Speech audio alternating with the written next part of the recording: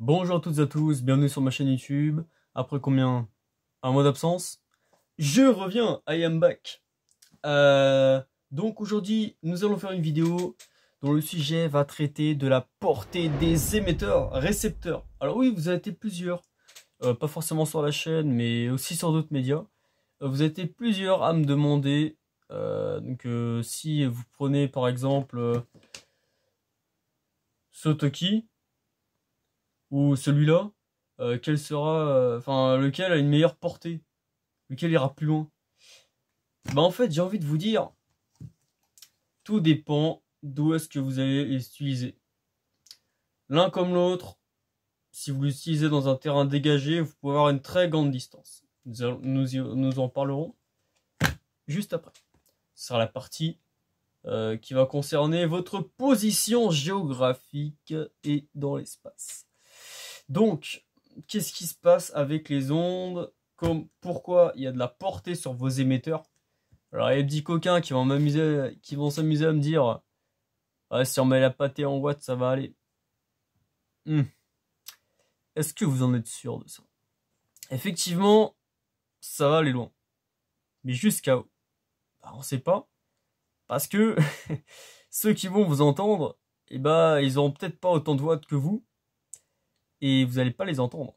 Si par exemple vous lancez 100 watts, que le mec il a que 20 watts, vous n'allez pas forcément l'entendre.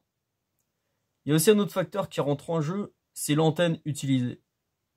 Plus on se rapproche de la longueur d'onde, ça devient compliqué je pense, de votre gamme de fréquences, vous irez beaucoup plus loin, ou du moins vous aurez beaucoup plus de capacité à faire de meilleurs QSO du côté même de la réception ou de l'émission.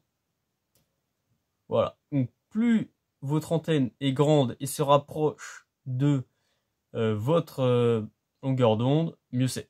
Vous l'aurez compris, ça c'est clair. Ensuite, votre position géographique. Alors l'exemple que je trouve assez utile pour représenter la portée d'un émetteur, c'est la montagne. Donc, imaginons, déjà on va voir la portée quand nous sommes en terrain dégagé. Qu'est-ce que ça fait? Alors, voilà, nous avons notre petit émetteur là,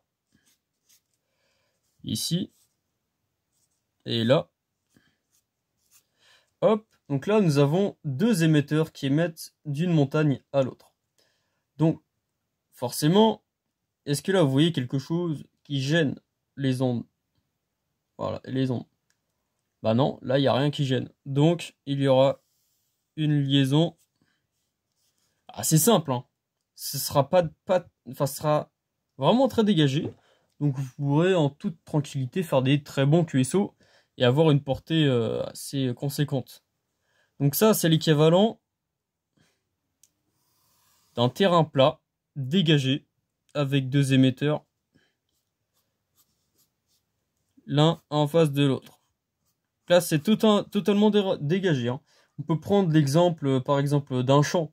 Voilà, vous êtes là, au bout du champ. Vous avez votre pote, il est au bout du champ. Bah, vous allez pouvoir faire un QSO tranquille ou pépère, sans obstacle au milieu. Après, nous allons voir avec ce qui se passe quand il y a des obstacles. Donc, maintenant, nous allons voir. Donc là, nous avons nos deux montagnes. On reprend le même exemple, hein, c'est le plus simple pour comprendre. Imaginons, vous vous mettez là, juste ici, avec votre émetteur. Voilà. Et là, vous voulez communiquer avec la personne qui est au bout de l'autre montagne, qui est derrière la montagne. Et ben là, ça risque d'être un peu compliqué. Parce que du coup, vos ondes vont aller là, mais elles vont se propager aussi au-dessus. Mais il n'y aura pas forcément... Enfin, tout dépendra aussi de la distance entre les deux montagnes, hein. Ça, c'est autre chose. Mais du coup, vos ondes, elles seront bloquées là. Voilà, ça va rebondir, ça va revenir vers l'émetteur. Donc au final, c'est un peu plus de problèmes. Ce sera un peu plus compliqué de parler là. Sauf si c'est en HF et qu'il y a de la propagation, bien sûr. Alors là, c'est un autre phénomène qui est un peu plus compliqué. J'ai fait une autre vidéo dessus. Ça s'appelle la propagation. Justement, la vidéo, c'est la propagation. Et sur cette vidéo, je vous explique un peu la propague et comment ça marche. Voilà. Donc, je vous mettrai un petit lien. Donc, revenons à nos moutons. Là, nous avons les deux émetteurs. Voilà, là, ça passe pas. Là, ça passe pas. Nous n'avons pas de liaison. Mais comment on peut remédier à ça? Par exemple, sur le long terme. Vous avez absolument besoin de garder contact, imaginons, avec la personne qui est là. Avec la personne B. Voilà, vous êtes la personne A et vous voulez parler à la personne B. Comment on va faire? Tout simplement, vu que vous avez compris que si on met des émetteurs en haut, eh ben, ça va fonctionner. Voilà. Si vous passez en haut, ça va fonctionner. Mais si vous êtes un flemmard et que vous n'avez pas envie de grimper la montagne, et ben on va installer ce qui s'appelle des relais. Voilà, des relais. Donc ça sera donc ça va. Donc il y a plusieurs types de relais en France. On n'a pas vraiment le droit de mettre des relais répéteurs, mais certains le font. C'est pas super, mais on le fait quand même. Donc là nous allons mettre un relais, on va dire simple qui ne change pas de fréquence. Voilà, les relais, je ferai une vidéo dessus. Donc là, voilà, là vos ondes elles vont aller. Voilà, ça va rebondir et forcément, voilà, vous pourrez avoir... Parce que vu que là, le récepteur, celui qui est en haut, il reçoit aussi ce qui est en bas. Donc ça va recevoir et réémettre vers l'autre relais. Et le relais va renvoyer au récepteur de la personne B. Voilà, tout simplement. Donc ça va faire... Vous lancez votre appel. Tac. Ça va être envoyé là. Ce qui est... Le relais... Il va enregistrer, il va balancer sur l'autre relais. Et le relais qui est là, il va rebalancer sur donc la personne qui va recevoir, la personne B. Voilà, la personne avec qui vous voulez parler. Voilà, donc tout simplement, c'est une méthode de flemmard. Vous posez des relais, comme ça, pas besoin de monter sur le haut de la montagne. Voilà. Donc je vais vous montrer maintenant l'équivalent sur un terrain plat, mais encombré. Donc voilà, c'est égal à un terrain plat, voilà. Ça fait un bonhomme, on me dirait un peu. Là, ça fait un bonhomme. Voilà. Bon, maintenant, nous avons, on va dire, on va mettre notre configuration. Par exemple, je sais pas, votre émetteur, il est là. Voilà, votre émetteur, il est là. Sauf que vous avez une maison là. Vous avez un immeuble ici. Voilà. Et vous voulez communiquer avec la personne B qui se trouve juste là. Voilà. Donc là, vous êtes la personne A. Et vous êtes là, il y a la personne B. Voilà. Avec qui vous voulez parler. Alors on va dire que là, entre les deux, il y a, je sais pas, il y a 10 km. Allez. Il y a 10 km en tout cas, c'est entre les deux. On imagine, on imagine. Bah là, vous êtes coincé entre les deux maisons. Et on va dire qu'autour de cet émetteur-là, il y a des maisons aussi.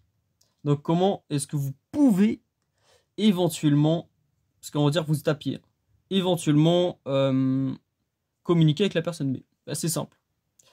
Vous pouvez tout simplement rentrer chez vous.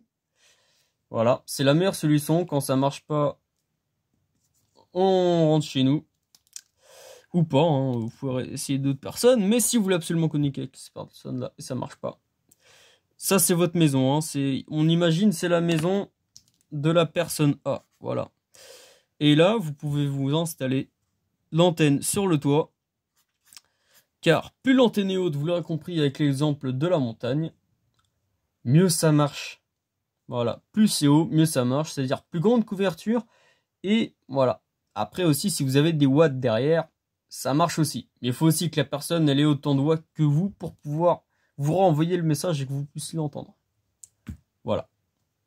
Donc vous rentrez chez vous, tac, et là, voilà, ça rayonnera plus. Enfin, faut au moins que ce soit dégagé par rapport aux maisons qu'il y a autour. Mais voilà, ça rayonnera et ça ira jusqu'à la personne B. Donc vous aurez une liaison possible. Et voilà, donc comment on fait? Tout simplement, plus l'antenne est haute et ça, donc, plus l'antenne